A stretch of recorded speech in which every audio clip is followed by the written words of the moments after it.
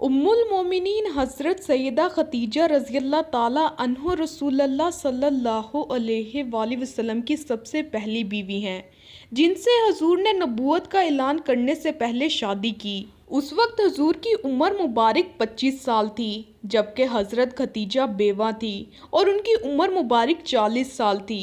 हज़रत खदीजा रसूलुल्लाह के साथ 25 साल तक रही, 15 साल ऐलान नबूवत से पहले और 10 साल ऐलान नबूवत के बाद। उम्महातुल मोमिनीन में सबसे ज़्यादा काबिल रश्क बीवी हज़रत खदीजा ही हैं, क्योंकि नबी पाक ने उनके होते हुए किसी दूसरी औरत से शादी नहीं की। हज़रत इब्राहीम के अलावा तमाम औलादें उन्हीं के बतन से हुई। हज़रत खदीजा अरब की मालदार ख़वातीन में से एक थी। उन्होंने दीन इस्लाम के लिए माली कुर्बानी की जो मिसाल कायम की, वो रहती दुनिया तक के अमीर ख़वातीन के लिए एक नमूने अमल है। हज़रत खदीजा अरब की एक मशहूर मारूफ मालदार नेक पाकबाज और शरीफ ताजर खातून थी, जिनकी शराफत को देखकर लोग उनको ताहिरा यानी पाकबाज के नाम से याद किया करते थे। वो अपना मालो असबाब ताजरों को दिया करती थी। तजारत पेशा हजरात जब उनका माल फरोख्त कर दिया करते थे, तो वो उन्हें अपने मुनाफा में शामिल करती थी। उस जमाने में कबीला कुरैश के लोग बड़े माने हुए ताजर समझे जाते थे। खुसूसन रसूल अल्लाह को उनकी ईमानतदारी और सच्चाई की वजह से लोग अमीन और सादिक के खिताब से याद किया करते थे। हज़रत खदीजा को जब रसूल अल्लाह के इखलाक, आदात और शराफत दयानतदारी का पता चला, तो वो आपसे बहुत ज़्यादा मुतासिर हुई और नबी पाक को ये पैगाम भेजा कि अगर आप मेरा माल लेकर तजारत के लिए मुल्क शाम तशरीफ़ ले जाएं, तो मैं जितना हिस्सा दूसरों को देती हूँ आपको उनसे दुगना दूंगी।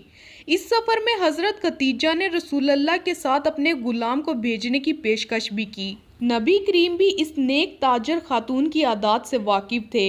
आपने हज़रत खदीजा के इस पैगाम को कबूल फरमाया।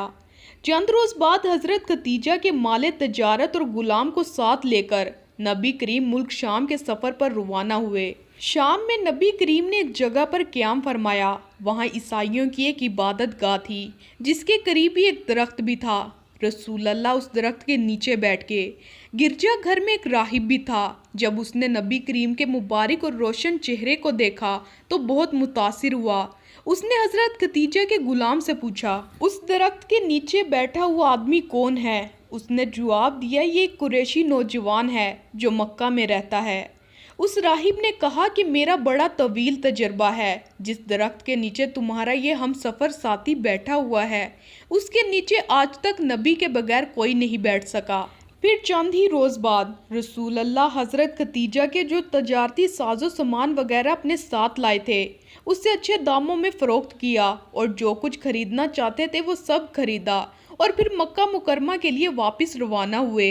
हज़रत खदीजा बहुत समझदार खातून थी। आपने जब रसूल अल्लाह की सफ़ात और अच्छे इखलाक को देखा तो आपसे बहुत मुतासिर हुई, तो उन्होंने रसूल अल्लाह के पास शादी का पैगाम भेजा। आपने अपने चचा हज़रत हमज़ा और अबू तालिब से इस सिलसिले में मशवरा फरमाया। उन्होंने इस रिश्ते को बखुशी पसंद फरमाया। खुद नबी करीम ने भी इस रिश्ते को मंजूर फरमा लिया। आपके चचा हज़रत हमज़ा हज़रत खदीजा के वालिद के पास गए और निकाह का पैगाम दिया, जिसे उन्होंने खुशी खुशी मंजूर किया। निकाह के लिए हज़रत हमज़ा और अबू तालिब और ख़ानदान के दूसरे बुज़ुर्ग हज़रात हज़रत खदीजा के मकान पर आए और निकाह अमल में आया। रिवायतों में आता है कि निकाह के वक्त हज़रत खदीजा के वालिद वफ़ात पा चुके थे, इसलिए उस निकाह में उनके चचा उमर बिन असद शरीक थे और उनके अलावा हज़रत खदीजा ने अपने ख़ानदान के दूसरे बुजुर्गों को भी निकाह में दावत दी थी। उमर बिन असद के मशवरे से 500 दरम महर मुकर्रर हुआ। अबू तालिब ने निकाह का खुतबा पेश किया। इस तरह हज़रत खदीजा नबी करीम के निकाह में आकर उम्मुल मोमिनीन के खिताब से सरफराज हुई। रसूल अल्लाह को हज़रत खदीजा से बहुत मोहब्बत थी। जब तक आप ज़ाहिरी तौर पर जिंदा रहीं, आपने दूसरी शादी ना की। हजूर को जिस कदर औलाद हुई वो हज़रत खदीजा रज़ी अल्लाह अन्हा ही से हुई। अलबत्ता एक बेटे हज़रत इब्राहीम हज़रत मारिया रज़ी अल्लाह अन्हा से पैदा हुए। हज़रत खदीजा कबीला कुरैश से थी और खुइल बिन असद की बेटी थी। उनके एक चचाज़ाद भाई वर्का बिन नवाफिल के नाम से जाने जाते थे, जिनका अरब में एक बड़ा मुकाम व मर्तबा था। वो ईसाई और आसमानी किताबों के आलिम थे।